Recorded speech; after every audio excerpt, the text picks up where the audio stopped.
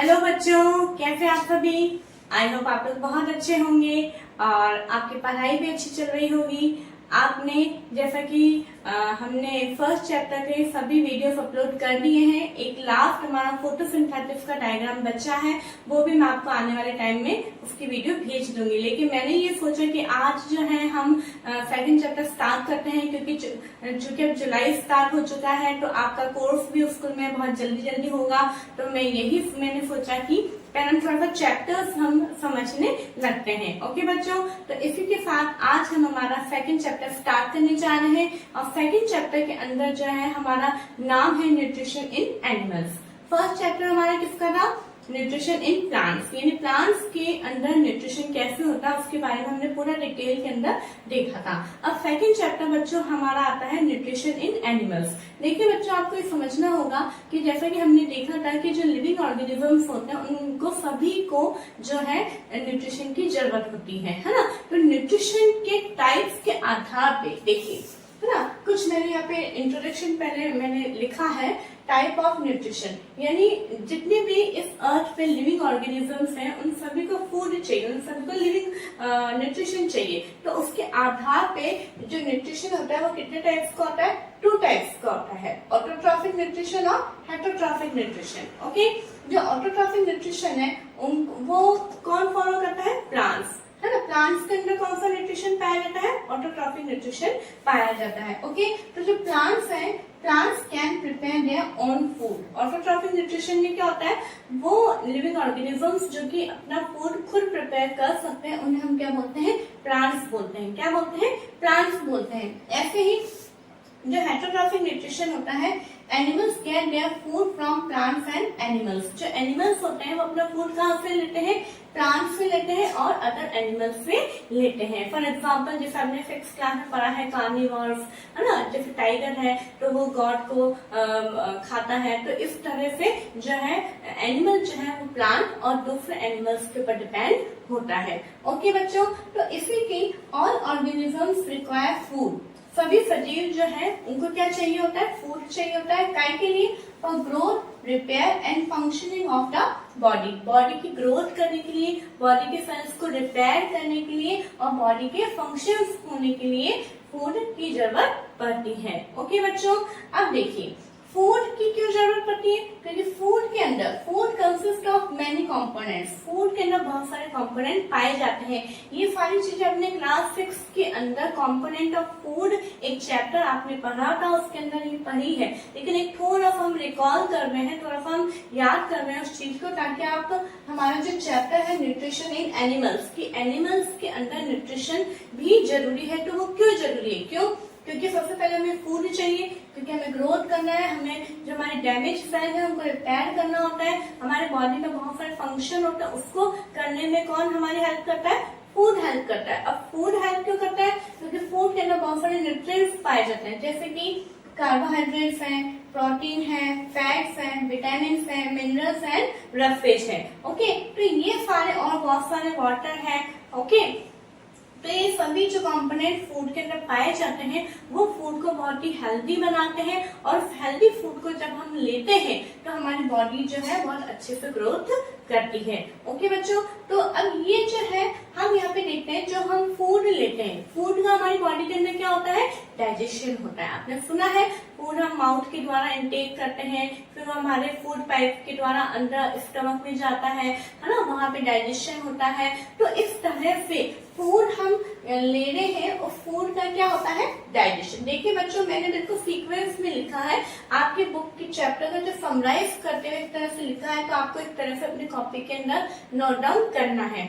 Okay, तो digestion क्या होता है? अपन ने एक बार ये तो बोलते हैं कि जो फूड हम लेते हैं उसका डाइजेशन होता है, लेकिन डाइजेशन क्या होता है? What is digestion? डाइजेशन को हम हिंदी में तो पाचन बोलते हैं। क्या बोलते हैं? पाचन बोलते हैं। ये पता है आपको? ठीक है, डाइजेशन बट होता क्या है? The breakdown of complex components like carbohydrate, यानी जो कॉम्प्लेक्स कंपोनेंट है, यानी जो जटिल तत्व हैं उनका टूटना। जैसे कि जटिल तत्व complex component like carbohydrate. Carbohydrate जो है वो कॉम्प्लेक्स कंपोनेंट है, ठीक है। तो उसका जो ब्रेकडाउन होता है किसके अंदर, कॉम्प्लेक्स कंपोनेंट किसके अंदर ब्रेकडाउन होगा, सिंपलर सब्सटेंस में। कॉम्प्लेक्स जो सब्सटेंस है वो किसके अंदर ब्रेकडाउन होगा, सिंपल में। जटिल भी हमेशा सरल में बदलता है ना। तो सिंपलर सब्सटेंस में जब उसको ब्रेकडाउन किया जाता है तो उसको हम क्या बोलते हैं, डाइजेशन बोलते हैं। क्या बोलते हैं बच्चों, डाइजेशन। जैसे कि आप एक बाइट है वो आप अपने माउथ के अंदर रखते हैं और उसको हम टीथ के द्वारा च्यूइंग करते हैं। क्यों करते हैं, क्योंकि एक वो बहुत ही कॉम्प्लेक्स होता है। इतना बड़ा बाइट को हम डायरेक्ट जो है वो हम निगल नहीं पाते हैं, तो हम उसको च्यूइंग करते हैं और च्यूइंग करके छोटे छोटे पार्टिकल्स में उसको कन्वर्ट करते हैं। तो वो होता है कॉम्प्लेक्स टू सिंपलर सब्सटेंस। आ रही बात समझ में। तो इस तरह से जो डाइजेशन होता है वो एक ऐसा प्रोसेस है जिसके अंदर कॉम्प्लेक्स सब्सटेंस को सिंपलर सब्सटेंस के अंदर ब्रेक डाउन किया जाता है और पूरे प्रोसेस को क्या बोला जाता है, डाइजेशन बोला जाता है। क्या बोलते हैं, डाइजेशन। ओके, ये जैसे कि ये मैंने यहाँ पे लिखा है कॉम्प्लेक्स सब्सटेंस। आप देख रहे हैं हर एक पार्टिकल जो है एक दूसरे से बिल्कुल जुड़ा हुआ है, ठीक है। और जब ये टूटता है तो ये अलग अलग हो जाता है, ये सिंपल फॉर्म में कन्वर्ट हो जाता है। ओके, अब जैसे कि डाइजेशन है, फूड है, हम देखते हैं अर्थ के ऊपर लिविंग ऑर्गेनिजम्स जो हैं बच्चों को बहुत तरीके के हैं। जैसे आंट है, क्रोकोडाइल है, रेप्टाइल्स है, एक्वेटिक एनिमल्स है ना। और क्या कहते हैं, ह्यूमन बीइंग है, कैट है, डॉग है, मैमल्स हैं। तो अलग अलग लिविंग ऑर्गेनिजम्स है। आप देखते हैं हर एक लिविंग ऑर्गेनिजम्स का अलग अलग वे होता है फूड को लेने का, अलग अलग तरीका होता है फूड को लेने का। तो वही हमारा नेक्स्ट टॉपिक हम देख रहे हैं कि जो different ways of taking food को लेने के अलग अलग तरीके। कुछ यहाँ पे 4 एग्जाम्पल्स आपकी बुक में लिखे हैं, मैंने भी उतने ही लिखे हैं ताकि आपको और ज्यादा लोड ना आए। ओके, बीज एंड हमिंग बर्ड। बीज आप जानते हैं जो मधुमक्खियां होती हैं, और हमिंग बर्ड जो आपने बहुत छोटी छोटी चिड़ियाएं होती हैं जिनकी बहुत लंबी बीक होती है, बहुत लंबी चोंच होती है, ठीक है। और है ना वो मोस्टली जब इनको हमिंग बर्ड इसलिए बोला जाता है बच्चों कि जब वो उड़ती है, फ्लाई करती है, तो उनकी जो फिदर्स पंखों में से बहुत ही अच्छी आवाज निकलती है, इसलिए इनको हमिंग बर्ड बोला जाता है। ये हमिंग बर्ड जो है क्या लेती है फूड के रूप में, नेक्टर ऑफ प्लांट्स। प्लांट्स का जो नेक्टर होता है यानी जो मकरंद होता है, फूलों का जो रस होता है, उसको ये लेते हैं। ओके, इसी तरह से इन्फेंट्स ऑफ ह्यूमन यानी जो मनुष्य के जो छोटे बच्चे होते हैं, जो बिल्कुल न्यूबॉर्न बेबी होते हैं, वो मदर्स मिल्क यानी माँ का दूध लेते हैं। और साथ में ही बहुत सारे एनिमल्स होते हैं, उनके बच्चे भी माँ का दूध लेते हैं, जैसे कि कैट है, डॉग है, ओके, काऊ है। ऐसे ही स्नैक जैसे कि सांप जो होते हैं, जैसे अजगर है, वो जो है ना वो डायरेक्ट जो है जानवर को, शिकार जो होता है वो डायरेक्ट उसको निगल लेते हैं, ठीक है। ऐसे जो एक्वेटिक एनिमल्स यानी जो जल में रहने वाले जलीय जानवर होते हैं, वो क्या लेते हैं, फूड पार्टिकल्स लेते हैं, यानी जो पानी के अंदर बहुत सारे अपन देखते हैं कुछ दाने अपन डाल देते हैं, है ना। छोटी छोटी फिशेस जो होती है वो जो है उनको पानी के अंदर जो वो रहते हैं उनके अंदर वो फिल्टर करके अंदर लेती है। जैसे कि फॉर एग्जाम्पल जैसे मैं बताना चाहती हूँ, जैसे कि ये फिश है, ठीक है, ये फिश है। तो फिश के यहाँ पे हेड भी यहाँ पे एक फिल्टर लगा हुआ होता है, तो जो पानी इसके अंदर जाता है फिल्टर होके वो फूड पार्टिकल्स इसके अंदर आ जाते हैं, उस तरह से उसको लेते हैं। ओके, तो ये यहाँ पे कुछ एनिमल्स हैं जिनका अलग अलग वे है फूड को लेने का। आप देख रहे हैं कोई नेक्टर लेता है, कोई मिल्क लेता है, कोई फूड पार्टिकल्स लेता है, वो कोई पूरे के पूरे जानवर को ही ले लेता है। इस तरह से अलग अलग तरीका होता है। ओके बच्चों, अब देखिए यहाँ पे आपके टेबल है, आपके बुक के अंदर जो टेबल को मैंने यहाँ पे पूरा फिल किया है और आपको इसको देखना है, क्योंकि उसमें फर्स्ट कॉलम क्या है, name of animal, second column है kind of food and third column है मोड ऑफ फीडिंग। ओके, मतलब वो कौन सा एनिमल किस टाइप का फूड लेता है और उसका फीडिंग मोड क्या है। फीडिंग मोड यानी उसको लेने का तरीका। अभी जैसे हम बाइट लेते हैं तो हम उसको क्या करते हैं, हम उसे चबाते हैं, तो हमारा मोड क्या हो गया, च्यूइंग हो गया, ठीक है। इस तरह से सबका अलग अलग है, उसके बारे में हम देखते हैं, ठीक है। स्नेल को जैसे हिंदी में घोंगा बोलते हैं, ठीक है, वो क्या लेते हैं, ऐसे तो बहुत सारे उनके आइटम है, लेकिन हम कुछ कुछ को ही लिख रहे हैं, जैसे फ्रूट्स है, लीव्स है, है उनको ये लेते हैं और ये उसको डायरेक्ट च्यूइंग करते हैं, यानी चबाने का काम ये करते हैं। ओके, फिर आता है हमारा आंट। आंट यानी चींटी, जिसे आप बहुत अच्छे से जानते हैं। ये मोस्टली किसके ऊपर आती है? Sweet food. आप देखते हैं जहाँ कहीं पे भी हम मीठा रख देते हैं तो उस पे चींटियां बहुत जल्दी आ जाती हैं। और ये चींटियां क्या करती है, आंट क्या करती है? स्क्रैपिंग करती है। स्क्रैपिंग यानी किसी को खरोच के, कुचल के उसको खाना, उसको स्क्रैपिंग बोलते हैं। ओके, ऐसे ईगल है, जैसे कि फिश है, चील है, वो क्या लेती है? फिश ले लेती है। फिश उनका फेवरेट है, जैसे कि है ना, फिश ले सकते हैं और उसको स्वेलिंग यानी डायरेक्ट उसको निगल लेती है। ओके, जैसे हमिंग बर्ड है, हमिंग बर्ड जैसा कि हमने यहाँ पे भी देखा था कि हमिंग बर्ड क्या लेती है? Nectar of plant. तो हमिंग बर्ड जो है वो नेक्टर को लेते हैं, वो क्या, उसका फीडिंग मोड क्या है? सकिंग यानी चूसना जिसे बोलते हैं। ठीक है, उसमें हम बोलते हैं चूसना, मतलब सक करना होता है। जैसे फूल के ऊपर बैठी है, उसकी चोंच डायरेक्ट उसको वो सक करती है इस तरह से। ठीक है, लाइस जो हमारे बालों में जू होती है उसको बोलते हैं, वो क्या करती है? वो भी ब्लड को लेती है, हमारे पूरे स्किन को नहीं लेती है, वो केवल ब्लड को लेती है और वो भी सकिंग प्रोसेस से लेती है।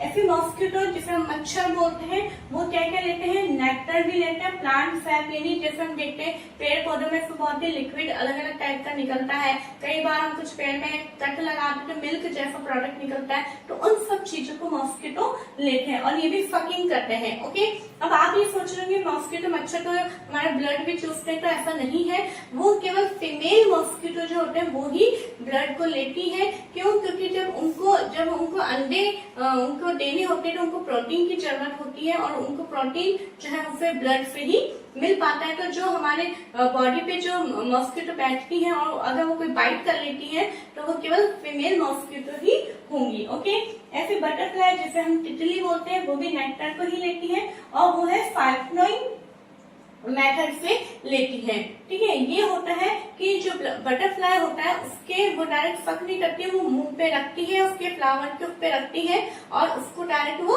ले लेती है। ठीक है, ऐसी हाउस फ्लाई यानी जो घरेलू मक्खी होती है वो रोटिंग जो सड़े गले फ्रूट वेजिटेबल फूड के ऊपर बैठती है और उनका मेथड होता है स्पॉन्जिंग। स्पॉन्जिंग यानी होता है क्या, वो एकदम जो सॉलिड फूड है उसको तो नहीं ले सकती है, तो पहले अपने बॉडी में से एक लिक्विड को निकालती है और उसको फूड मटेरियल को वो गीला करती है ताकि वो मेल्ट होने लगे और फिर उसके बाद में उसको वो सक करती है। ठीक है, इस तरह से ये कुछ एनिमल्स है जिनका kind of food and mode of feeding यहाँ पे हमने लिखा है और आई होप आपको ये समझ में आ रहा होगा। ओके, अब हमारा नेक्स्ट पॉइंट है starfish.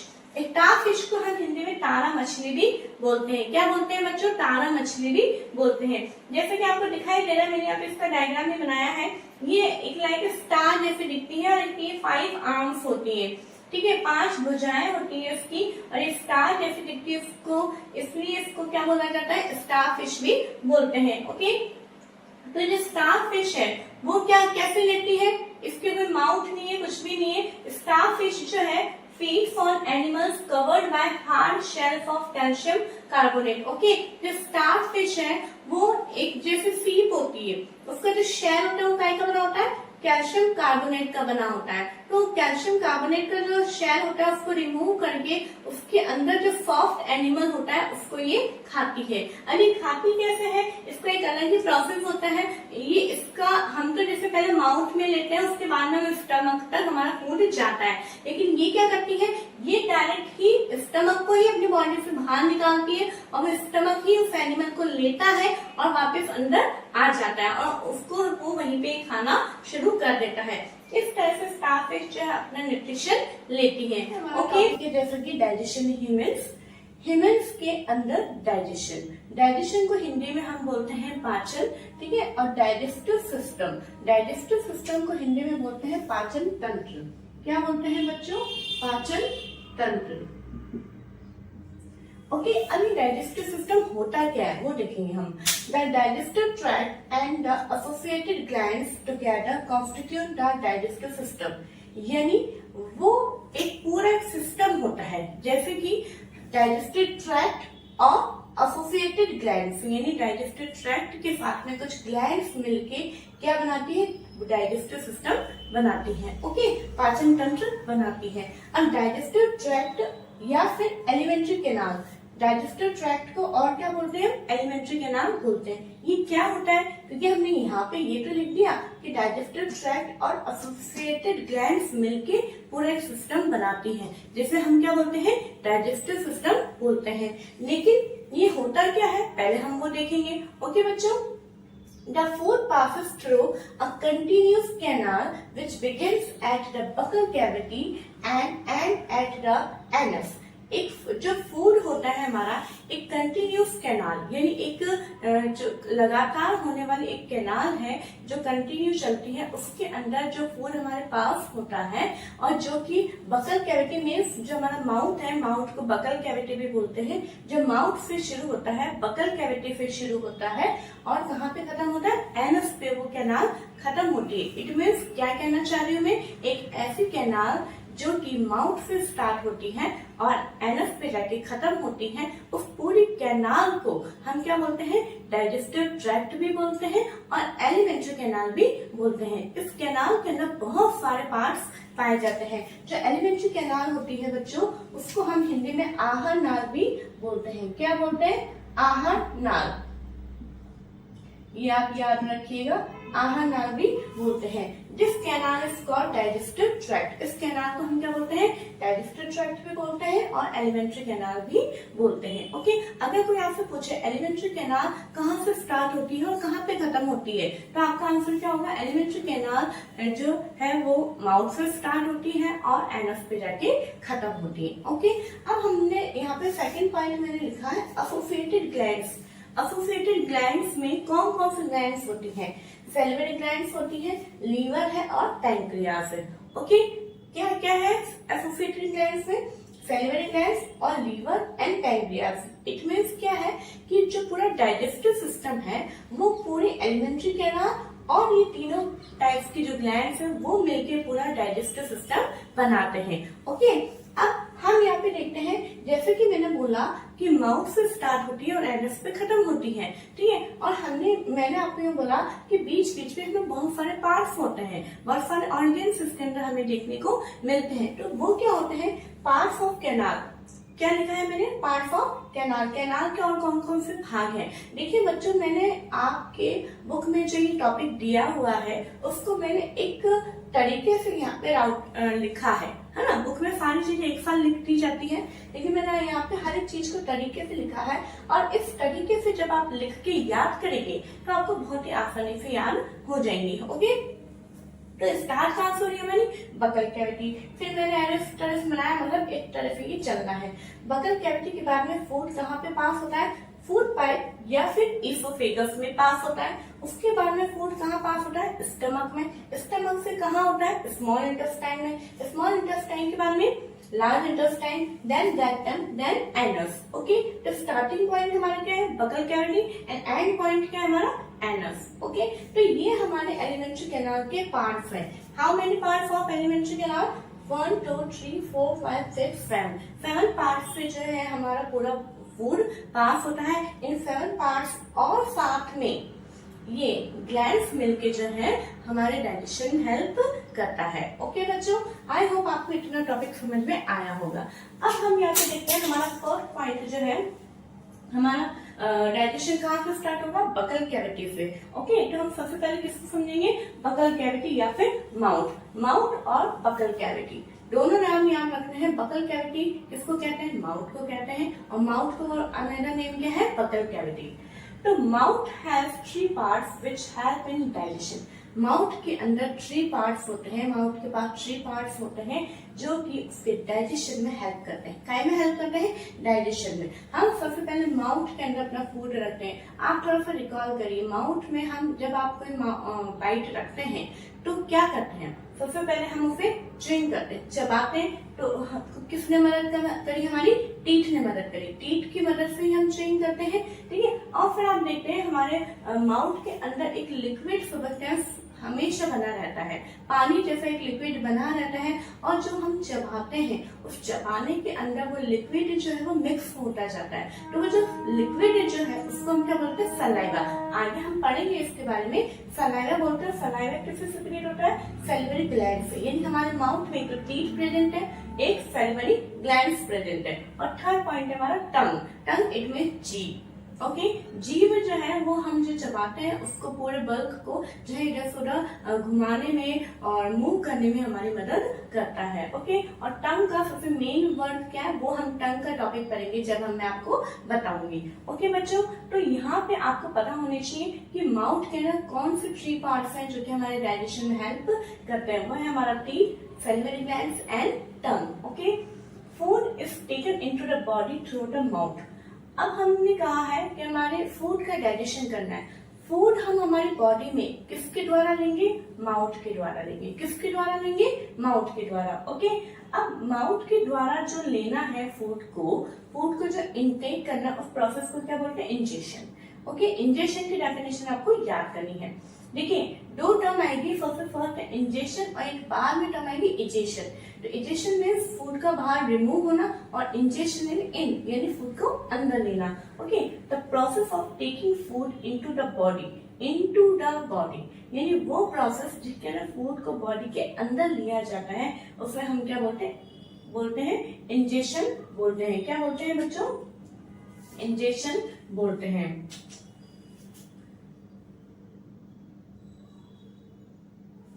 Okay, mouth is the first step of digestive system. Mouth क्या है? डाइजेस्टिव सिस्टम का फर्स्ट स्टेप है। तो आई होप आपको इतना समझ में आ गया होगा। आप अभी इसका स्क्रीनशॉट ले लीजिए, फिर हम आगे बढ़ते हैं।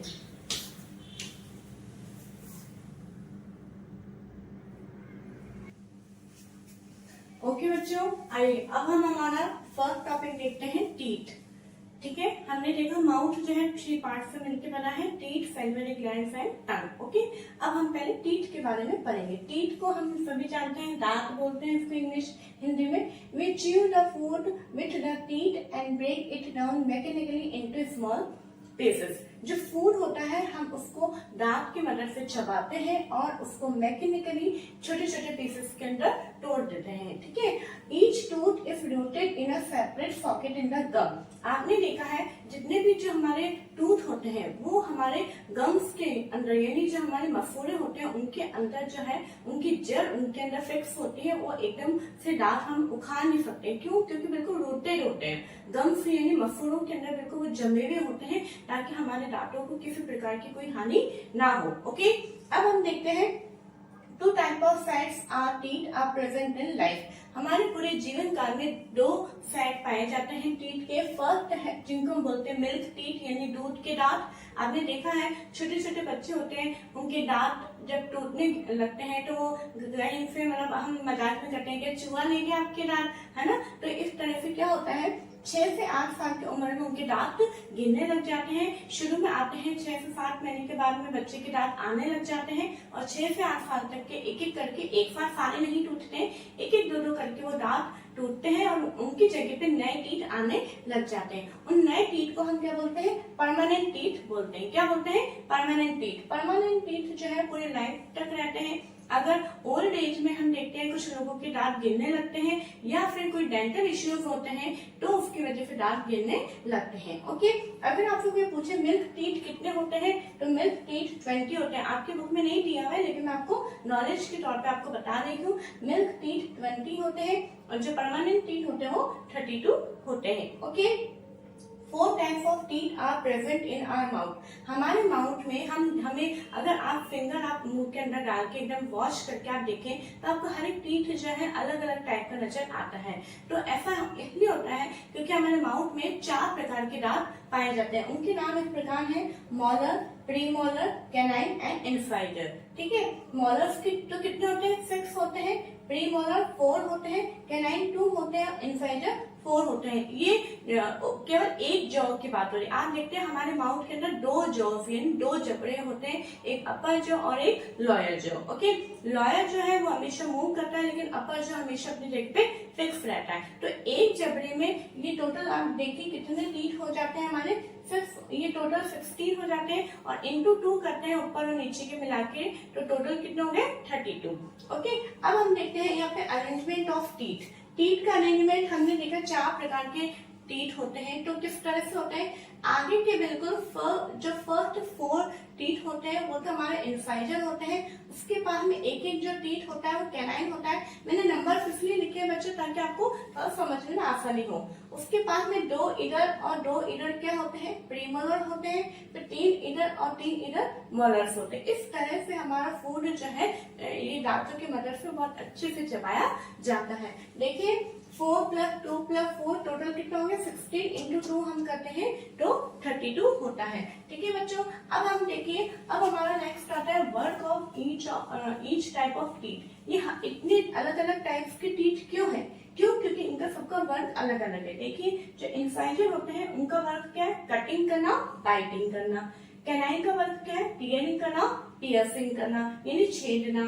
ठीक है, प्री मोलर और मोलर का वर्क होता है च्यूइंग यानी चबाना। ओके, तो ये अलग अलग इनका वर्क है। तो वर्क के आधार पे भी टीथ पूछ लिए जाते हैं कौन कौन से होते हैं, है ना। नंबर ऑफ टीथ मोलर्स कितने हैं, प्री मोलर्स कितने हैं वो भी आपसे पूछा जा सकता है। टीथ के पूरे स्ट्रक्चर आपसे पूछी जा सकती है। How many type of sets of teeth ये भी पूछा जा सकता है। एक तरह से मैंने अलग अलग टुकड़ों में ये लिखा है पॉइंट वाइज ताकि आपको याद करने में आसानी हो। ठीक है, अब हमारा लास्ट टीथ के अंदर पॉइंट आता है टूथ डिके।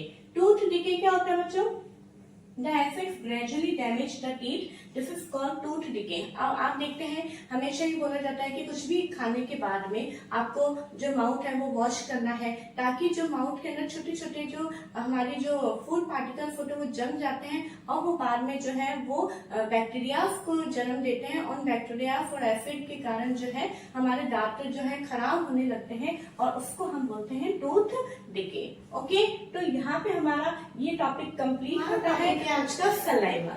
सलाइवा को हिंदी में बोलते हैं लार। क्या बोलते हैं बच्चों,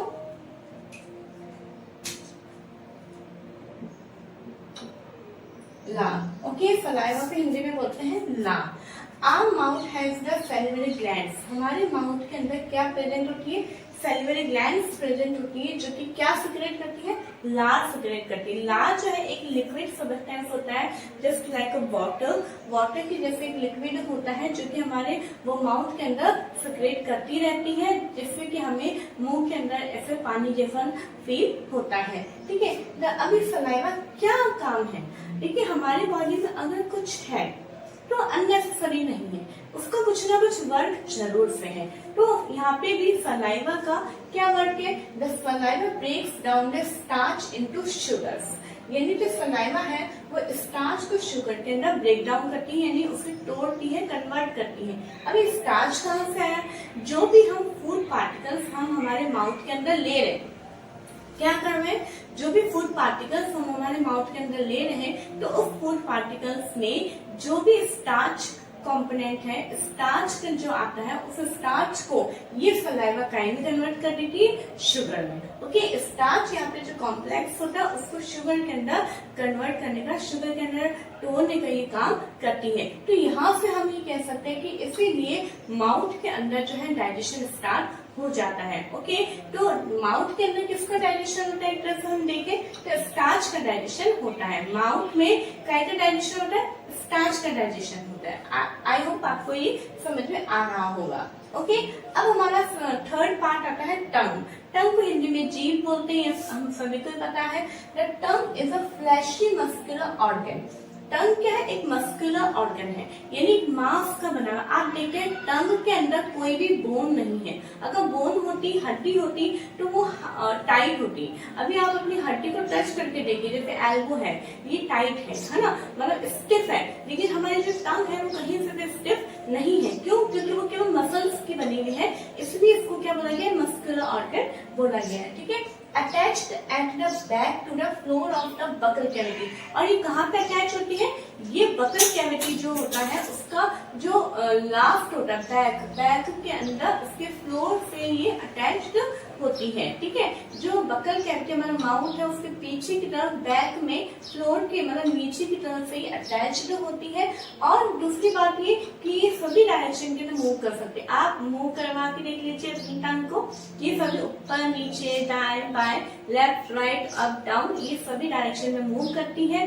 प्लस दूसरी बात ये आगे की तरफ इन फ्रंट से ये फ्री रहती है ना, पीछे की तरफ ही झुरी हुई होती है, पीछे की तरफ ही कुछ भी मूव नहीं कर पाती, लेकिन आगे की तरफ ये खुली रहती है। ओके, टंग के अगर आपसे पूछा जाए व्हाट इज टंग, टंग क्या है, तो आपका ये डेफिनेशन है, टंग के बारे में ये आपको लिखना है। ओके, अब आते हैं फंक्शन ऑफ टंग। जैसे कि यहाँ पे सलाइवा का फंक्शन देखा हमने, सलाइवा क्या काम करता है, ऐसे टंग भी क्या काम करती है।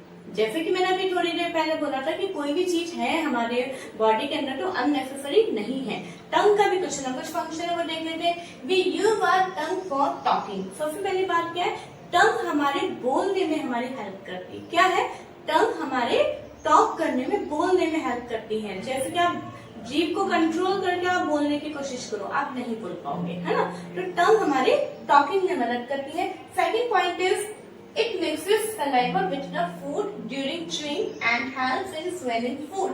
और ये क्या करती है, हमारी फूड के अंदर जो हम च्यूइंग कर रहे होते हैं, जब हम फूड को चबा रहे होते हैं, तो चबाते समय ये जो सलाइवा है सिक्रेट तो हो रहा है, उस सलाइवा को फूड के अंदर मिक्स करने के ये काम में आती है। कौन मिक्स करता है, टंग मिक्स करता है। और जब वो मिक्स हो जाता है, पूरा फूड को अच्छे से चबा लेते हैं, उसका जो पूरा वो बन जाता है, उसको स्वेल यानी उसको निगलने में हमारी हेल्प करता है। सोचिए आप देखिए, अगर सलाइवा फूड पार्टिकल्स के अंदर मिक्स नहीं होगा तो एकदम ड्राई हो जाएगा, और ड्राई होने के बाद में हम उसको एकदम निगल नहीं पाएंगे। हमारे कहाँ निगलना है, हमें कहाँ पे, वो हम सेकंड पार्ट होता है हमारा फूड पाइप, है ना। माउथ के बाद हम फूड पाइप भी पढ़ेंगे। फूड पाइप के अंदर ईसोफेगस के अंदर वो उसको पास करवाना है, उसको पास करवाना है, तो उसको थोड़ा सा सॉफ्ट यानी मुलायम बनाना पड़ेगा। मुलायम काहे के किससे बनेगा, सलाइवा मिक्स होने पर ही वो मुलायम बनेगा। ओके, आई होप आपको ये दो फंक्शन समझ में आ गए होंगे। नेक्स्ट देखिए, इधर चलते अपन। We also taste food with our tongue because it has tasty words that detect different taste of food। देखिए क्या है कि हम टंग के द्वारा टेस्ट का भी हमें पता करता है। सबसे मेन अगर इम्पोर्टेंट ये फंक्शन है तो मैं तो यही समझती हूँ कि अगर टंग नहीं होती तो हमें फूड आइटम का जो टेस्ट है वो पता नहीं चल रहा होता, है ना। कोई भी हम फूड को लेते हैं, वो खट्टा है, मीठा है, नमकीन है, स्वीट है, सॉल्टी है, सॉर है, कैसे हमें पता चलेगा, तो वो हमारी टंग की मदद से पता चलेगा। क्यों, क्योंकि टंग के अंदर क्या पाई जाती है, टेस्टी बर्ड, टेस्ट बर्ड्स पाई जाती हैं, ये यानी स्वाद कलिकाएं पाई जाती हैं, जिनके द्वारा हमें अलग अलग फूड का टेस्ट पता चलता है। ओके, अब आता है हमारा regions of the tongue for different taste, यानी जो हमारी टंग है उसमें जो टेस्ट बर्ड्स होती हैं वो अलग अलग जगह पर होती हैं। अब सबसे पीछे की तरफ बैक की टंग में बैक की तरफ बिटर टेस्ट आता है, सबसे आगे फ्रंट में है ना स्वीट आता है, दोनों तरफ टंग की दोनों तरफ जो है हमारे सॉल्ट यानी क्या कहते हैं खट्टा टेस्ट होता है, और जो बीच में है वो हमारा नमकीन टेस्ट का पता चलता है यानी सॉल्टी। अब आपको ये याद रखना है, याद रखने का तरीका क्या होगा बताइए। जैसे कई बार आपने देखा होगा कि कुछ लोग अगर उन्हें मेडिसिन लेनी होती है तो बिल्कुल ऐसे पीछे जाके जीभ पे पीछे बिल्कुल पीछे जाके रखते हैं।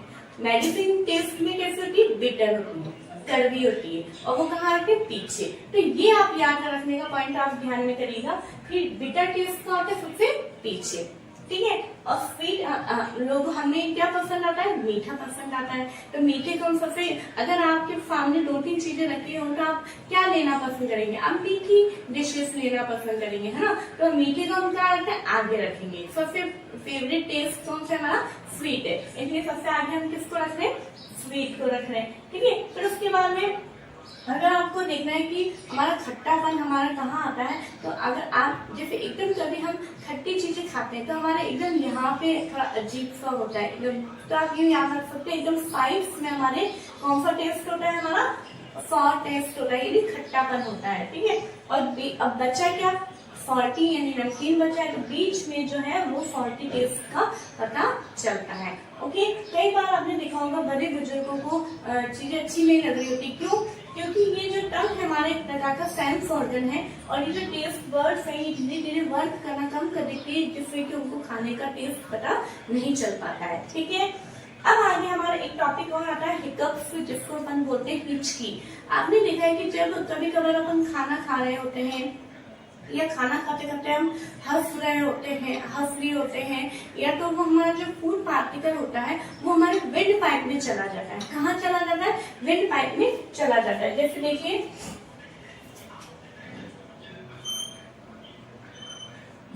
जैसे अगर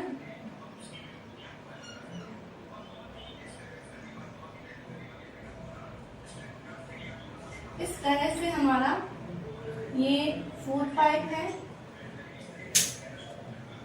ये हमारा विंड पाइप है, ठीक है। ये विंड पाइप है, दोनों जगह एक जगह मिलते हैं और यहाँ से ये अलग हो जाता है। ओके, तो क्या होता है कि जैसे ही हमने यहाँ पे फूड लिया, फूड पार्टिकल जो है वो अगर गलती से विंड पाइप में चला जाता है तो हमें हिचकी आने लगती है। और क्योंकि जो हमारा एयर लेने का जो एक पाथ है वो हमारा विंड पाइप ही है, हमारा कंटिन्यू ब्रीथिंग हमारा चलता रहता है, तो जिस वजह से हमें हिचकी आने लग जाती है, ठीक है। तो यहाँ पे मैं आपको बताना चाहती हूँ कि यहाँ पे एक ढक्कन नुमा स्ट्रक्चर होती है जिसे हम बोलते हैं एपिग्लॉटिस बोलते हैं। क्या बोलते हैं? एपिग्लॉटिस बोलते हैं। जो कि जब हम खाना खा रहे होते हैं तो ये एपिग्लॉटिस जो है विंड पाइप पे ढक जाता है, और जब हम खाना नहीं खा रहे होते तो एपिग्लॉटिस फूड पाइप पे कवर हो जाता है। तो इस तरह से यहाँ पे एक प्रॉब्लम होती है जिसे हम हिकअप्स बोलते हैं। ओके, तो हिकअप्स जो है उसको हिंदी में हिचकी बोलते हैं, और ये जब थोड़े टाइम में ये नॉर्मल हो जाती है, कुछ मिनट के लिए भी होती है और कई बार बहुत महीनों तक भी चलती है। आज का हमारा है फूड पाइप एंड एसोफेगस। आपको पता है कि हमने हमारा डाइजेशन जो है कहाँ से स्टार्ट होता है? माउथ से। हमारी एलिमेंट्री कैनाल कहाँ से स्टार्ट होती है? माउथ से। और कहाँ एंड होता है उसका? एनस पे। ओके, तो जो एनस पे एंड होती है और माउथ पे स्टार्ट होती है, तो हमने सबसे पहले फूड हमने इंटेक कहाँ किया था? माउथ पे। ओके, माउथ के अंदर हमने फूड को च्यूइंग कर लिया, अच्छे से सलाइवा में मिक्स हो गया, सब कुछ हो गया। उसके बाद में जब सेकंड पोर्शन आता है हमारा, तो वो हम फूड को कहाँ पास करते हैं? फूड पाइप में, ठीक है। एक पाइप होता है हमारा, वो कहाँ होता है? फूड पाइप होता है। इस तरह से जो माउथ से फूड पाइप निकलता है और कहाँ पे एंड होता है? इसका स्टमक में एंड होता है। तो ये फूड कहाँ पास होता है हमारा? फूड पाइप में। ओके, यानी खाने की नली में। और इसी फूड पाइप का एक अलग नेम है एसोफेगस। फूड पाइप का हमारा आम भाषा का शब्द है, लेकिन साइंस में इसका है एसोफेगस। ओके, तब क्या होता है? ये The food passes into the food pipe from the mouth and reaches the stomach. Mouth किससे इसके अंदर पास होता है और कहाँ पहुंचता है? स्टमक में पहुंचता है। The walls of the pipe relax and contract rapidly to push the food down. देखिए, ये कुछ लाइन्स है जो अभी आपकी बुक में नहीं लिखी हुई, लेकिन मैंने एड ऑन करी है ताकि आपको कुछ एक्स्ट्रा नॉलेज मिल सके। क्या है कि ये जो पाइप है उसकी जो वॉल्स है वो रिलैक्स होती है और कॉन्ट्रैक्ट हो रही। देखिए, सबसे पहले रिलैक्स है, फिर कॉन्ट्रैक्ट हो गई, फिर रिलैक्स हो गई, फिर कॉन्ट्रैक्ट हो गई। ऐसा क्यों हो रहा है? क्योंकि ताकि ये जो फूड है उसको पुश किया जा सके नीचे की तरफ, ठीक है। पुश द फूड डाउन, जो फूड है उसको नीचे की तरफ जो है वो पुश किया जा सके। उसके लिए क्या करना पड़ेगा? इस तरह से कॉन्ट्रैक्ट फिर रिलैक्स, कॉन्ट्रैक्ट फिर रिलैक्स, इस तरह से होता हुआ ये फूड पुश होता है। अपने को लगता बहुत आसान है कि फूड इस पाइप के अंदर आके वो अपने आप आ जाएगा, ऐसा नहीं होता है। इस जो पाइप है उसके वॉल्स है उसको थोड़ा सा यहाँ पे वर्क करना पड़ता है। ओके, अब यहाँ पे क्या है कि जैसा कि हमने देखा था कि माउथ के अंदर फूड का डाइजेशन स्टार्ट होता है। आपको याद करिए आप इस बात को कि माउथ के अंदर हमारे फूड का जो डाइजेशन है वो किसका होता है?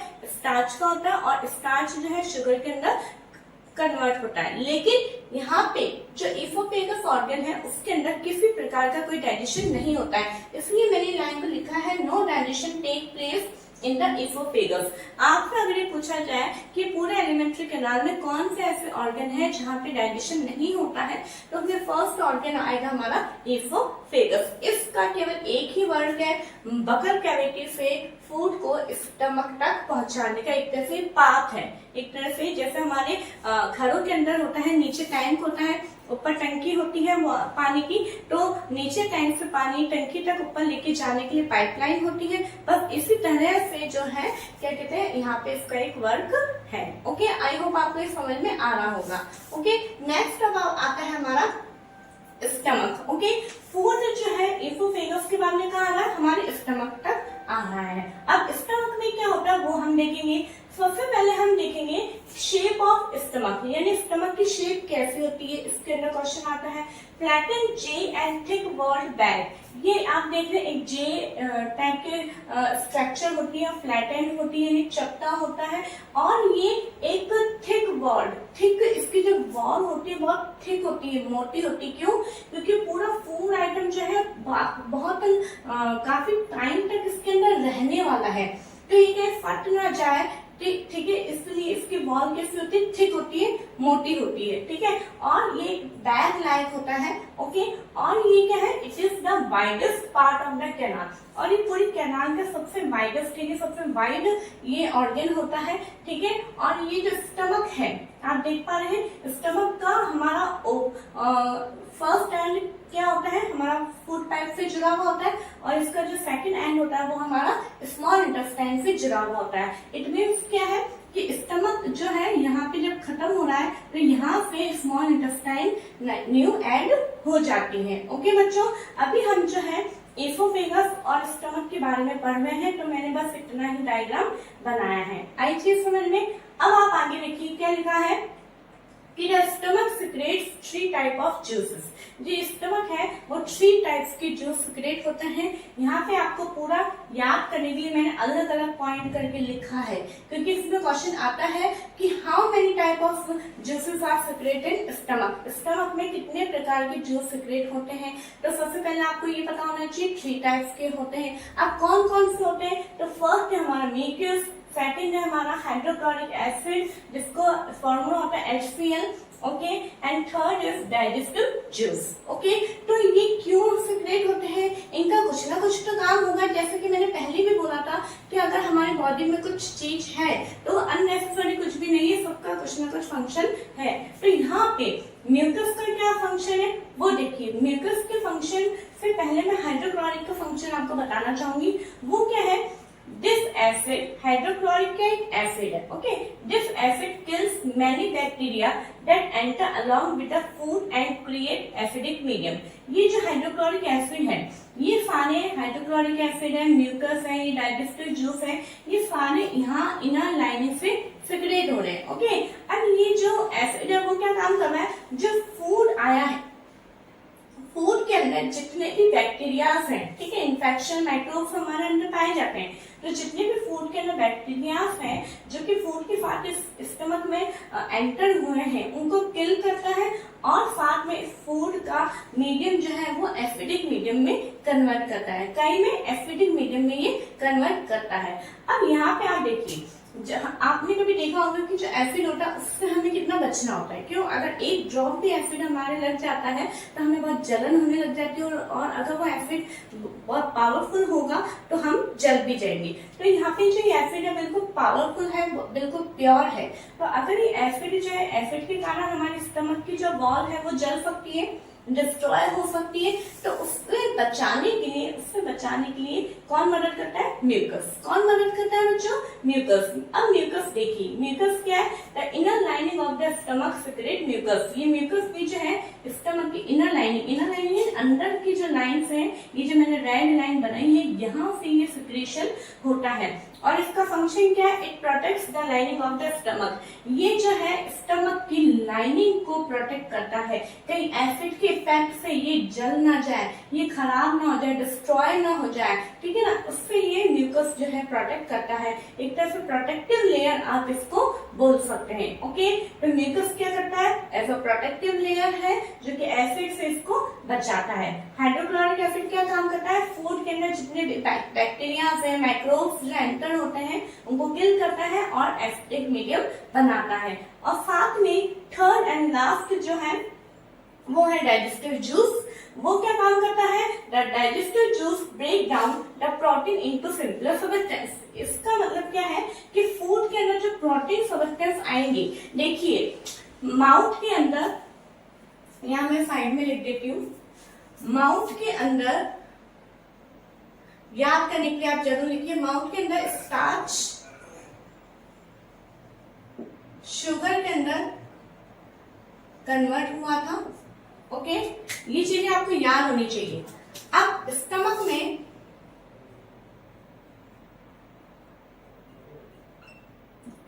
में प्रोटीन जो है ये काय में कन्वर्ट हो रहा है, सिंपलर सबस्टेंस में। Okay, simpler substance.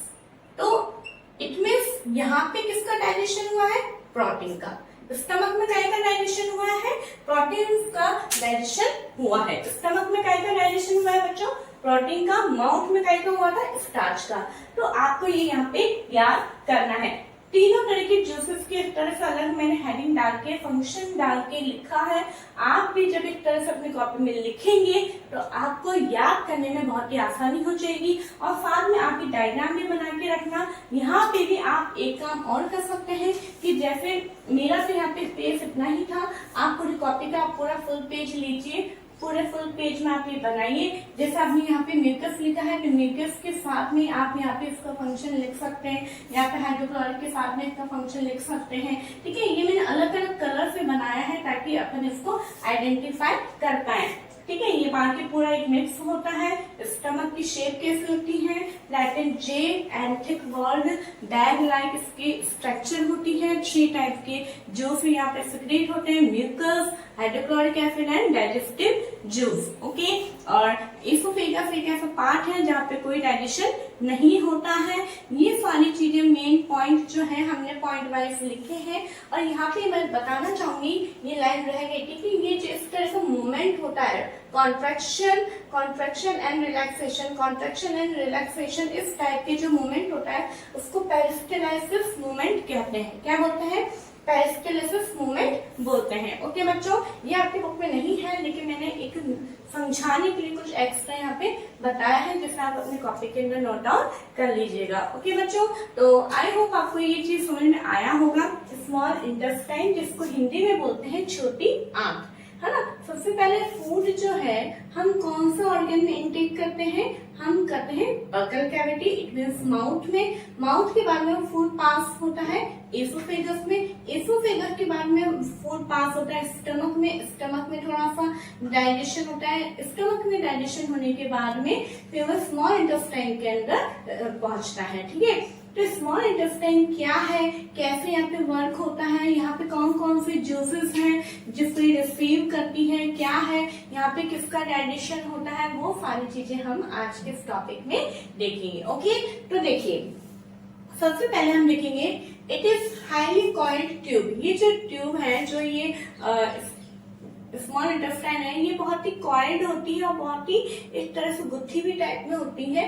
ठीक है ना। It is about 7.5 metre long और इसकी लेंथ कितनी है, 7.5 मीटर। इस वजह से बिल्कुल इस तरह से मुड़ी भी होती है, क्योंकि हमारे शरीर के अंदर इतना स्पेस नहीं होगा कि बिल्कुल यूं फैल के वो रहे, इतना स्पेस हमारे बॉडी में नहीं है, तो बिल्कुल कॉइल एक तरह से घूम घूम के ये रहती है। ठीक है, बट ये अपना फंक्शन बहुत अच्छे से करती है ना, अपना काम करने में ये बहुत अच्छे से करती है। नेक्स्ट पॉइंट है it receive secretion from liver and pancreas, है ना। देखिए जो आपके चैप्टर में जो पूरा एक थ्योरी है, उस थ्योरी को जो है इस तरह से मैंने पॉइंट वाइज करके लिखा है ताकि आपको याद करने में आसानी हो। सबसे पहले आपसे पूछे स्मॉल इंटेस्टाइन क्या है, ये हाईली कॉइल्ड ट्यूब है। आपसे पूछे इसकी लेंथ कितनी है, 7.5 मीटर है। ये कह रहा है क्या, कहाँ से सिक्रेशन को रिसीव करती है, कि लीवर और पैंक्रियास, इन दोनों से ये सिक्रेट्स को अपने अंदर लेती है। अब यहाँ पे क्वेश्चन आता है कि लीवर क्या, what is liver. Liver it is a reddish brown gland, ये एक लाल भूरे रंग की ग्लैंड है। लीवर जो है मैंने पहले ही बताया था, ये डाइजेस्टिव ऑर्गन नहीं है, ये ग्लैंड है। हमने जब डाइजेशन का टॉपिक हमने स्टार्ट किया था तब मैंने बताया था कि जो डाइजेशन है हमारी बॉडी में वो alimentary canal and 3 type of glands की हेल्प से होता है। एलिमेंट्री कैनाल के ऑर्गन कौन कौन से हमारे, एक बार याद करेंगे हम, माउथ के बाद में आता है हमारा oesophagus, stomach, small intestine, large intestine, rectum, anus. Okay. And 3 type of gland कौन कौन सी है? Salivary glands, liver and pancreas. Okay, तो सैलिवरी ग्लैंड्स हमारी कहाँ प्रेजेंट होती है? माउथ के अंदर प्रेजेंट होती है, जो कि सलाइवा सिक्रेट करती है, जो कि स्टार्च को शुगर के अंदर कन्वर्ट करती है। आ रहा है आपको समझ में? अब हमारा सेकंड जो है लीवर, जो कि ग्लैंड है, ठीक है। और लीवर जो है मतलब ये कौन सी ग्लैंड है? रेड, ये रेडिश ब्राउन कलर की होती है। और ये कहाँ पे सिचुएटेड होती है? In the upper part of the abdomen on the right side, यानी राइट साइड की तरफ एब्डोमेन के ऊपर, है ना, अपर पार्ट में यानी ऊपर की तरफ ये प्रेजेंट होती है। और सबसे इम्पोर्टेंट बात यहाँ पे ये है, इट इज लार्जेस्ट ग्लैंड। क्या है? It is largest gland. ये सबसे बड़ी ग्लैंड। अगर आपसे पूछा जाए कि पूरी ह्यूमन बॉडी में सबसे लार्जेस्ट ग्लैंड कौन सी, तो आपका आंसर होगा लीवर। ओके, यहाँ पर मेन इंपॉर्टेंट बात ये है, it secretes bile juice. Liver जो है क्या सिक्रेट करती है? बाइल जूस सिक्रेट करती है, जो कि that is stored in a sac called gall bladder. जो कि बाइल जूस जो वो अपने उसमें से निकालती है, स्त्रावित करती है, वो एक सैक लाइक यानी एक थैले नुमा एक स्ट्रक्चर होता है, जिसे गॉल ब्लैडर बोला जाता है, उसके अंदर स्टोर रहता है। और फिर गॉल ब्लैडर के अंदर जो ये बाइल जूस होता है, उस बाइल जूस को स्मॉल इंटेस्टाइन लेती है और ये हमारे फूड को डाइजेशन करने में हेल्प करती है। ओके बच्चों, आनी चीज समझ। अब देखिए आगे, जो बाइल जूस है plays an important role in the digestion. Bile juice का डाइजेशन के अंदर एक बहुत इम्पोर्टेंट भूमिका होती है। मेन ये किसका डाइजेशन करता है? फैट्स का। किसका डाइजेशन करता है? फैट्स का करता है। और ये फैट्स को किसमें कन्वर्ट कर देता है? फैटी एसिड्स में। किसमें कन्वर्ट करता है? फैटी एसिड्स में एंड ग्लिसरॉल। ये आपको याद करना है। क्वेश्चन आ सकता है कि बाइल जूस कौन से फूड कंपोनेंट को किसके अंदर कन्वर्ट करता है? तो बाइल जूस फैट्स को, फैटी एसिड्स एंड ग्लिसरॉल इसके अंदर कन्वर्ट करता है। ओके, नेक्स्ट आता है हमारा ग्लैंड पैंक्रियास। हमारा पहला ग्लैंड इसके अंदर कौन सा था? लीवर। और सेकंड हमारा क्या है? पैंक्रियास। ओके, पैंक्रियास भी क्या है? एक ग्लैंड है। It is a large cream coloured gland. ये कौन से कलर की होती है? क्रीम कलर की होती है। और ये कहाँ पे लोकेटेड होती है? Just below the stomach. Stomach के जस्ट पीछे ये होते हैं, नीचे होती है, बिलो द स्टमक यानी स्टमक के नीचे होती है। और लीवर कहाँ होती है? एब्डोमेन के ऊपर अपर पार्ट में, राइट साइड में। ओके, ये दोनों की आपको लोकेशन पता होनी चाहिए, है ना। अब ये भी कुछ सिक्रेशन करेगी, मतलब अगर पैंक्रियास कुछ दे रहा है हमें, तभी स्मॉल इंटेस्टाइन ले रही है ना, तो ये याद रखना है। तो इट सिक्रेट्स पैंक्रिएटिक जूस। देखो पैंक्रियास क्या दे रहा है? पैंक्रिएटिक जूस दे रहा है। And it act on carbohydrates get broken into simple sugar such as glucose, है ना। और ये किसके ऊपर एक्ट करता है? जैसे कि कार्बोहाइड्रेट है, तो कार्बोहाइड्रेट टूट के सिंपल शुगर के अंदर कन्वर्ट होता है, जैसे कि ग्लूकोज। ओके, कौन करता है? Pancreatic juice. और जो प्रोटीन्स होते हैं वो एमिनो एसिड्स में कन्वर्ट होते हैं। अब आगे बात समझ लें, जो फैट था उसको कौन डाइजेस्ट करने में मदद करता था? Bile juice. फैट को बाइल जूस फैटी एसिड और ग्लिसरॉल में कन्वर्ट करता है।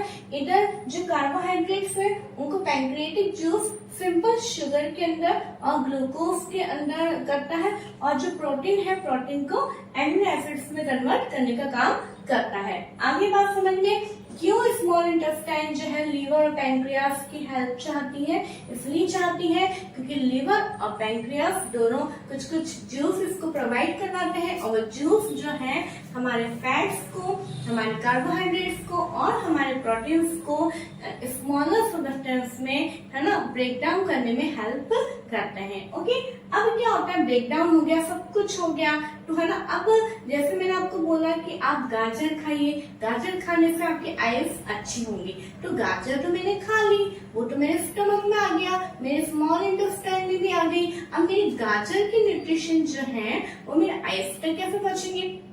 मैंने कहा कि आपके बोन्स बहुत वीक है, आप दूध पीजिए, उसमें कैल्शियम है, कैल्शियम से आपकी हड्डियां मजबूत बनेगी। तो वो कैल्शियम मेरी बोन्स तक कैसे पहुंचेगा?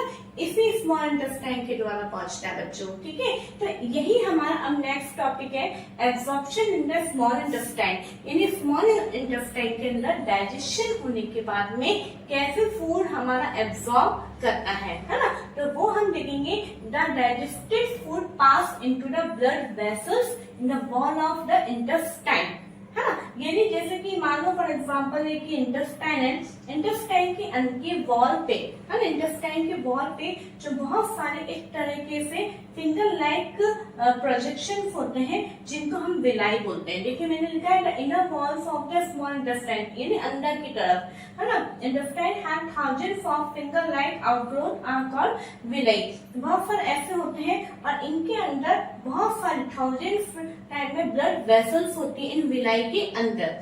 ओके, ब्लड वेसल्स होती है यानी रक्त वाहिनिकाएं होती हैं जो कि यहाँ से लेके पूरे बॉडी तक फैली होती है। तो जिस न्यूट्रिशन की, जिस कंपोनेंट की, जिस विटामिन, जिस मिनरल की हमारी बॉडी में जहाँ जरूरत होती है वो उसको वहां पे ले जाके उसको प्रोवाइड करवाती है, ताकि हमारा पूरा बॉडी जो है न्यूट्रिटिव रहे, हमारा पूरी बॉडी को हर एक चीज की पूर्ति हो सके, हमारी बॉडी को कोई प्रकार की चीज की कमी ना हो। आई होप आपको ये चीज समझ में आया होगा। एक बार फिर याद रखना है, मेन इंपॉर्टेंट चीजें स्मॉल इंटेस्टाइन में क्या है कि स्मॉल इंटेस्टाइन की लेंथ कितनी है, 7.5 मीटर, है ना। ये कौन सी दो ग्लैंड्स की हेल्प लेती है? लीवर की और पैंक्रियास की। लीवर क्या है? सबसे लार्जेस्ट ग्लैंड है। लीवर कौन सा जूस सिक्रेट करती है? बाइल जूस सिक्रेट करती है, जो कि कहाँ स्टोर होता है? गॉल ब्लैडर में, एक सैक लाइक स्ट्रक्चर है, ठीक है ना।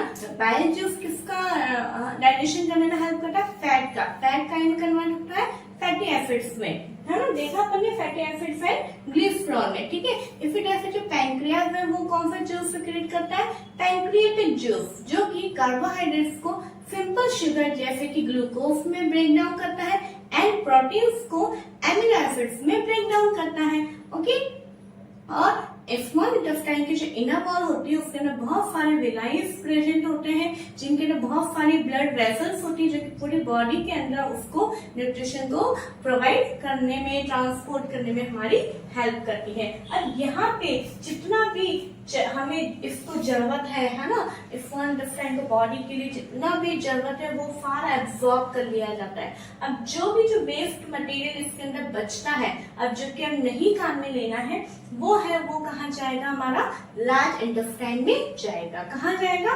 लार्ज इंटेस्टाइन में। तो अब इसके बाद में हम लार्ज इंटेस्टाइन के बारे में पढ़ेंगे, लेकिन इससे पहले मैं चाहूंगी कि आप इसका स्क्रीनशॉट ले लीजिए।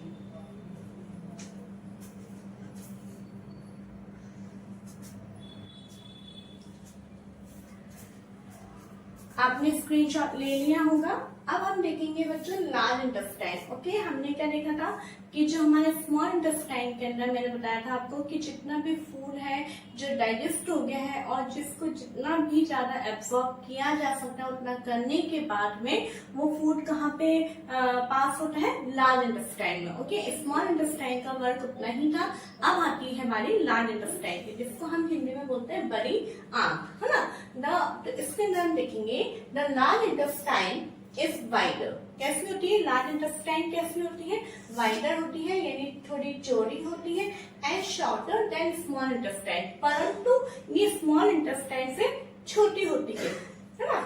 अब आप बोलेंगे तो फिर इसका नाम लार्ज इंटेस्टाइन क्यों है? जब ये स्मॉल इंटेस्टाइन से छोटी होती है तो इसको हम लार्ज इंटेस्टाइन क्यों बोल रहे हैं? देखो बेटा, इसलिए बोल रहे हैं क्योंकि देखिए इसकी लेंथ कितनी है? 1.5 मीटर, और आप याद करिए कि स्मॉल इंटेस्टाइन की लेंथ कितनी थी? 7.5 मीटर।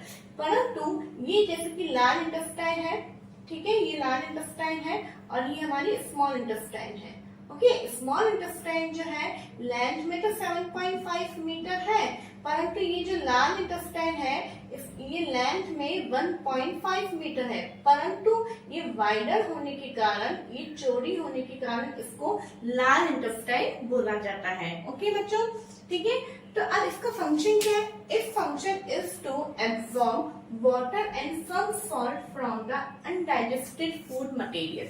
यहाँ पे क्या लिखा है? अनडाइजेस्टेड, यानी जो स्मॉल इंटेस्टाइन में जो फूड अनडाइजेस्टेड रह गया था, वो फूड जब लार्ज इंटेस्टाइन में पास होता है तो अनडाइजेस्टेड फूड में से भी ये एक तो वाटर जो उसके अंदर होता है, ठीक है, वाटर और कुछ सॉल्ट, ठीक है, कुछ सॉल्ट जो है उसको ये क्या करती है, एब्सॉर्ब कर लेती है।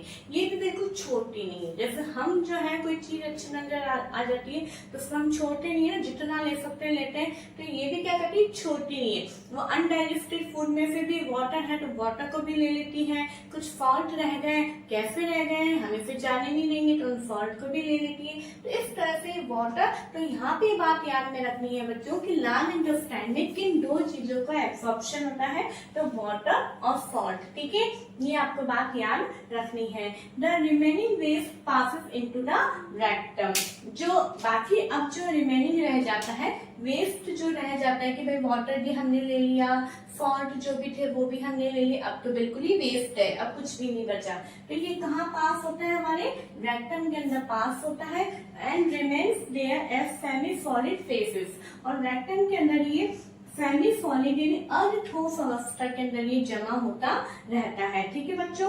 उसके बाद में इसको अब बॉडी से बाहर रिमूव करना बहुत ही जरूरी है। अगर बॉडी से बाहर रिमूव नहीं करेंगे तो हमारे लिए बहुत ज्यादा हार्मफुल होगा। क्यों? क्योंकि वेस्ट मटेरियल को हम अपने पास में रखते नहीं है, जैसे जस्ट लाइक अ गार्बेज। कचरे को अगर आप एक डस्टबिन में भी इकट्ठा करते रहते हैं और उससे अगर वो पूरा फुल हो जाता है और अगर उसे आप नहीं फेंकेंगे, खाली नहीं करेंगे, तो क्या होगा, उसमें से बैड स्मेल आने लग जाएगी, है ना, और हमारे को इन्फेक्शन होगा। उसी तरीके से ये जो सेमी सॉलिड फेसेस है, इसको भी हमारी बॉडी से बाहर रिमूव करना जरूरी है। और उस रिमूव करने का जो प्रोसेस होता है उसको हम क्या बोलते हैं, इजेशन बोलते हैं। क्या बोलते हैं, इजेशन। अब याद करिए, फूड को अंदर लेना उसको हमने क्या बोला था, इंजेशन, और फूड को बाहर रिमूव करना उसको हम क्या बोल रहे हैं, इजेशन। दो प्रकार की टर्म्स हमने देखी थी।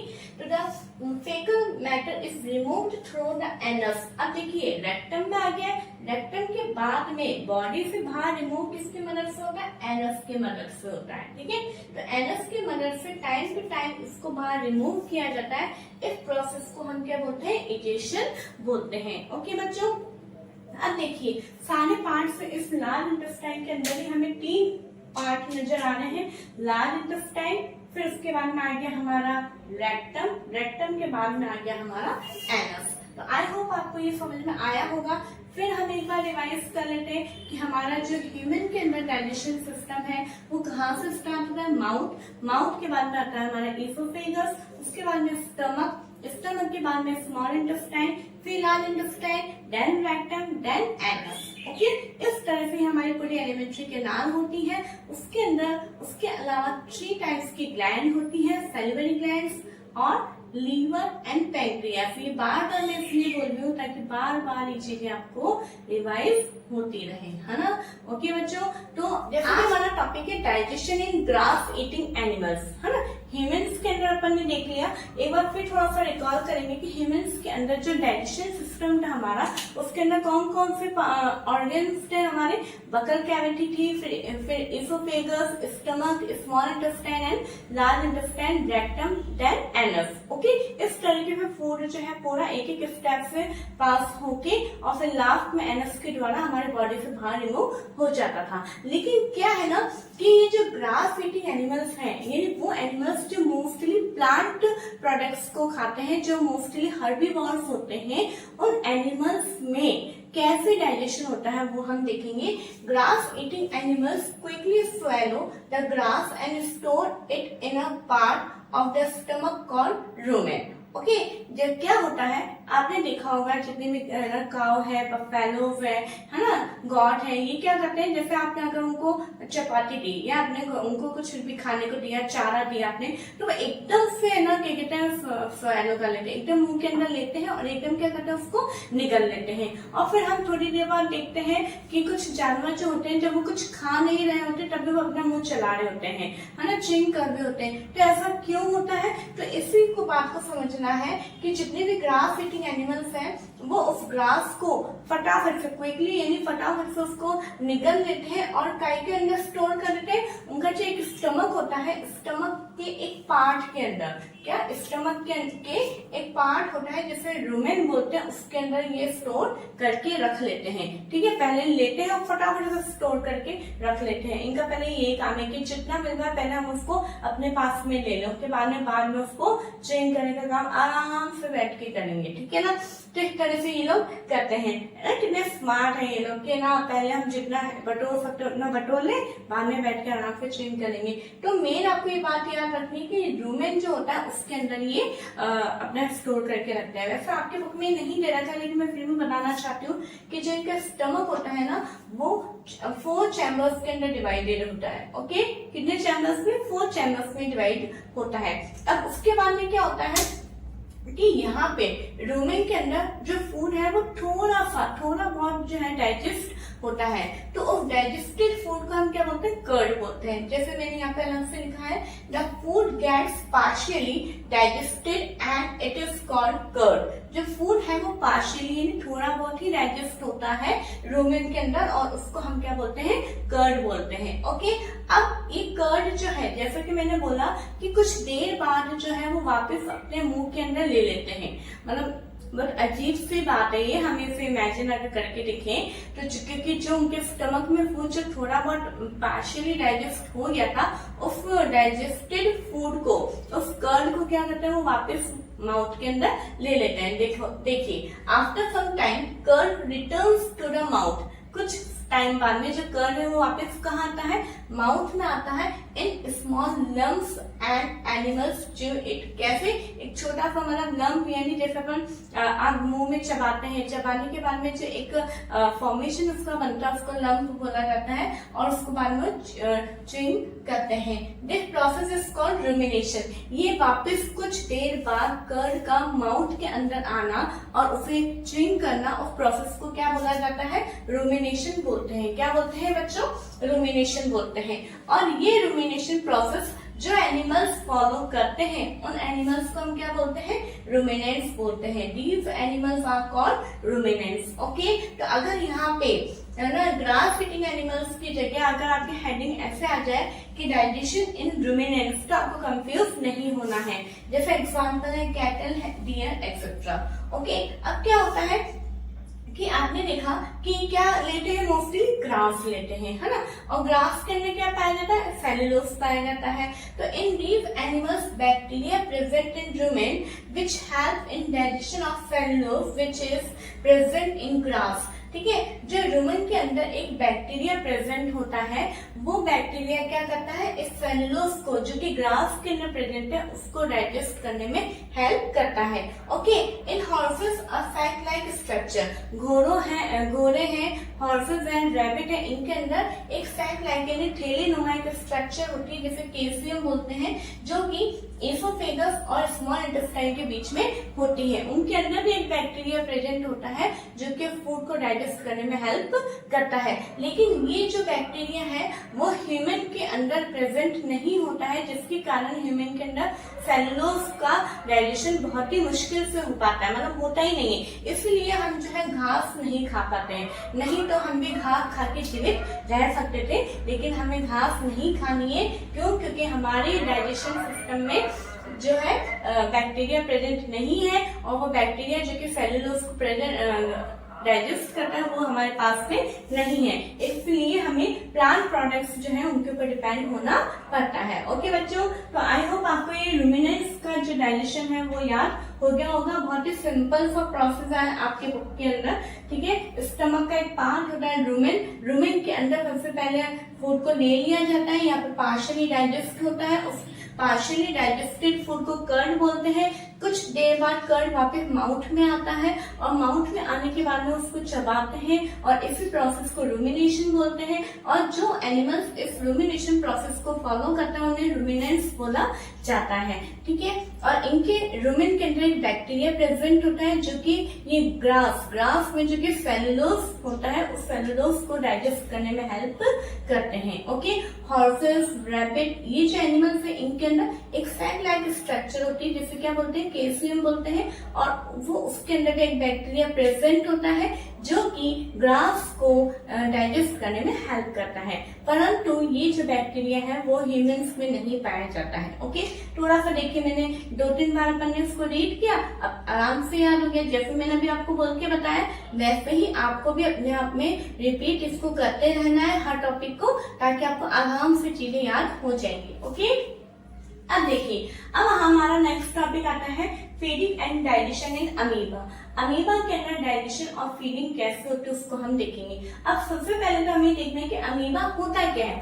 Amoeba it is a microscopic single cell organism found in pond water. एक माइक्रोस्कोपिक ऑर्गेनिज्म है, माइक्रोस्कोपिक यानी जो कि हमें अपने नेकेड आई से दिखाई नहीं देता है, बहुत ही छोटा होता है और इसको देखने के लिए माइक्रोस्कोप की जरूरत होती है, इसलिए इसको क्या बोला जाता है, माइक्रोस्कोपिक बोला जाता है। जब आप 8th क्लास में आएंगे तो आपके पूरे 2nd चैप्टर माइक्रो ऑर्गेनिजम्स पर है वो आपको पढ़ने को मिलेगा।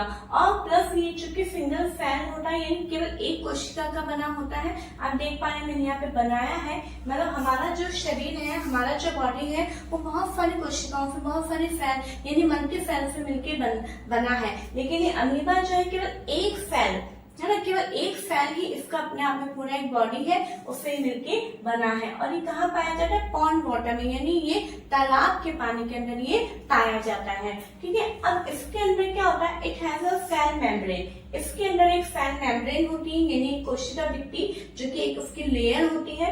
और राउंडेड डेंस न्यूक्लियस, उसके अंदर एक न्यूक्लियस यानी केंद्रक भी पाया जाता है। एंड बबल लाइक वैक्यूल, और ये बबल्स होते हैं, ठीक है, पानी के बुलबुले आपने देखे उस समान इनके अंदर क्या पाई जाती है, वैक्यूल्स पाई जाती है, फूड वैक्यूल्स पाई जाती है। And in it cytoplasm. Cytoplasm क्या होता है बच्चों, जो ये सेल के अंदर एक लिक्विड प्रेजेंट होता है ना, जैसे हिंदी में कोशिका द्रव्य बोलते हैं उसको अपन इंग्लिश में क्या बोलते हैं, साइटोप्लाज्म बोलते हैं। क्या बोलते हैं, सेल के अंदर, अगर सोचिए सेल के अंदर कुछ लिक्विड नहीं होगा तो ये बिल्कुल बेजान होगी, है ना, तो सेल के अंदर एक लिक्विड प्रेजेंट होता है जिसको हम बोलते हैं साइटोप्लाज्म, और इसी साइटोप्लाज्म के अंदर न्यूक्लियस प्रेजेंट होता है, फूड वैक्यूल्स प्रेजेंट होते हैं। ओके, अब ये करता है क्या है, it have one or more finger like projections called pseudopodia. इसके पास में एक या एक से ज्यादा फिंगर लाइक प्रोजेक्शंस प्रेजेंट होते हैं जिन्हें हम क्या बोलते हैं, स्यूडोपोडिया। जैसे आप दिखाई दे रहे हैं ये इस तरह से जो निकले होते हैं इनको हम क्या बोलते हैं, स्यूडोपोडिया बोलते हैं, और या फिर इन्हें हम फॉल्स फीट भी बोलते हैं। अब हमारे पास तो फीट है, पैर है ना, लेकिन इनके पास में पैर नहीं है, ये इन्हीं की मदद से इस तरह से यूं रेंगता हुआ यूं चलता है। ठीक है, आपने कभी मटर में लट निकलती है ना, उसको कभी आपने देखा होगा मूव करते हुए, इस तरह से वो रेंगती हुई चलती है, इसी तरह से ये भी इन स्यूडोपोडिया की मदद से ये चलता है। ठीक है, और इसका इन स्यूडोपोडिया का एक और काम क्या है, इन कैप्चर ऑफ फूड। ये फूड को कैप्चर करने का यानी फूड को पकड़ने का काम करता है। जैसे फॉर एग्जांपल ये इसका यहाँ पे इसको कुछ पता चल रहा है कि यहाँ फूड है और ये यूं आ रहा है और ये एकदम दोनों स्यूडोपोडिया को लेगा और इस तरह से यूं कैप्चर कर लेगा। ठीक है, अपने अंदर ले लेता है। देखिए, when it senses food it pushes out pseudopodia around the food particle and angles it। ठीक है, जैसे इसको पता चलता है कि यहाँ पे फूड है तो ये अपने स्यूडोपोडिया को इसके चारों तरफ बना लेता है और फूड को एंगल्स यानी अपने अंदर ले लेता है। ठीक है, अब अंदर लेने के बाद का मैंने थोड़ा सा इस तरह से समराइज करके लिखा है। अंदर लेते ही ये डायरेक्ट कहाँ ले लेता है, फूड वैक्यूल में। कहाँ ले लेता है, ये फूड आया है, फूड को अंदर लेता है ये फूड वैक्यूल में। फूड वैक्यूल के अंदर क्या प्रेजेंट है, डाइजेस्टिव जूस। देखिए बच्चों, कुछ एंजाइम्स प्रेजेंट होते हैं, जूस प्रेजेंट होते हैं, जैसे कि अपन ने हीमेन के अंदर देखा था कि स्टमक के अंदर 3 टाइप्स की जूसेस हमने देखे थे। स्मॉल इंटेस्टाइन भी जो है लीवर से ले रहा है, पैंक्रियास से ले रहा है, तो इनकी मदद बिना इनके जो है डाइजेशन नहीं हो सकता। इसी तरह से यह फूड जो वैक्यूल है उसके अंदर भी कुछ ना कुछ डाइजेस्टिव जूस प्रेजेंट होता है, वो जो है इसको फूड पार्टिकल को डाइजेस्ट करने में हेल्प करता है। ठीक है, अब यहाँ पे जो फूड है उसको कॉम्प्लेक्स समझते हैं होगा तो उसको क्या में ब्रेक डाउन करेंगे सिंपलर सबस्टेंस में। जैसे हमारे स्टमक में भी हुआ था, हमने सबसे पहले फूड को कहीं में रखा था, माउथ के अंदर रखा था। माउथ के अंदर हमने जो है क्या कहते हैं उसको हमने सिंपलर सबस्टेंस में ब्रेक डाउन किया, उसके बाद हमें स्टमक में आया, फिर वहां पे ब्रेक डाउन हुआ, फिर स्मॉल इंटेस्टाइन में फिर वहां ब्रेक डाउन हुआ। तो यहाँ पे भी क्या होगा कि ये जो फूड पार्टिकल है फूड वैक्यूल के अंदर उसको सिंपलर सबस्टेंस में ब्रेक डाउन किया जाएगा। और जो सिंपल सबस्टेंस के रूप में जो प्राप्त होता है वो जो है वो काहे में काम में आता है, ग्रोथ में, किसकी, अमीबा की ग्रोथ करने में हेल्प करता है, उसको मेंटेनेंस में हेल्प करता है और उसको मल्टीप्लीकेशन और उसकी ग्रोथ करने में, उसके अंदर गुणात्मक वृद्धि करने में उसकी हेल्प करता है। ठीक है, अब यहाँ पे जैसे कि अपना जो वेस्ट मटेरियल लार्ज इंटेस्टाइन के द्वारा रेक्टम में आया था, रेक्टम के द्वारा एनस के द्वारा जो है बॉडी से रिमूव किया गया था, वही यहाँ पे भी क्या होगा, कुछ वेस्टेड बनेगा, अनडाइजेस्टेड फूड बनेगा, तो उसको क्या बोला जाता है, रेजिड्यू। तो उस अनडाइजेस्टेड रेजिड्यू को दूसरी वैक्यूल से जो है बॉडी से बाहर रिमूव कर दिया जाता है। ठीक है, इस तरह से बच्चों ये पूरा प्रोसेस होता है। आपने ये बात नोट करी होगी कि मैं इनके डाइजेशन को हमारे ह्यूमन बीइंग की डाइजेशन से रिलेट कर करके आपको बता रही हूँ। क्यों? क्योंकि इससे जो है आपको इन दोनों में जो है डिफरेंस पता चल जाएगा, ह्यूमन के अंदर और रुमिनेंट्स के अंदर एंड अमीबा के अंदर। ओके, तो यहाँ पे मेन हेल्प कौन कर रहा है, फिटोकोरिया। फूड कहाँ आता है, फूड वैक्यूल के अंदर आता है। ठीक है, यहाँ पे जो है स्टमक के अंदर रूमेन पोर्शन है, उसके अंदर डाइजेशन होता है। तो ये सारी चीजें जो है आपको अच्छे से समझ में आ गई होगी, आई होप। और ये जिस तरीके से मैंने लिखा है उसी तरीके से बच्चों प्लीज आप इसको लिखिए, ताकि इस तरीके से लिखने से क्या होगा, आपको चैप्टर को समझने में काफी हेल्प मिलेगी। ओके, तो अगर आपको ये चैप्टर समझ में आया है, अगर इस चैप्टर में कोई भी प्रॉब्लम है आपको, तो प्लीज एक बार आप कमेंट बॉक्स में लिखिए। उस टॉपिक पे मैं वापस से एक और वीडियो बना दूंगी, कोई दिक्कत नहीं है, लेकिन आप जरूर से मुझे बताएं। और अगर ये वीडियो आपको अच्छी लगी है तो इसे आप लाइक करिए, शेयर करिए, क्योंकि इस वीडियो के साथ में आज हमारा सेकंड चैप्टर यहाँ पे कंप्लीट होता है। अब हम थर्ड चैप्टर हम देखेंगे। ओके बच्चों, तो अगर अच्छी लगी है तो आप कमेंट में जरूर लिख के बताएं कि हाँ आपको समझ में आ रहा है या आपको हेल्प मिल रही है या जिस भी तरीके से, और अच्छा लग रहा है तो आप प्लीज इसे शेयर करिए, लाइक करिए और सब्सक्राइब करिए। Okay, thank you.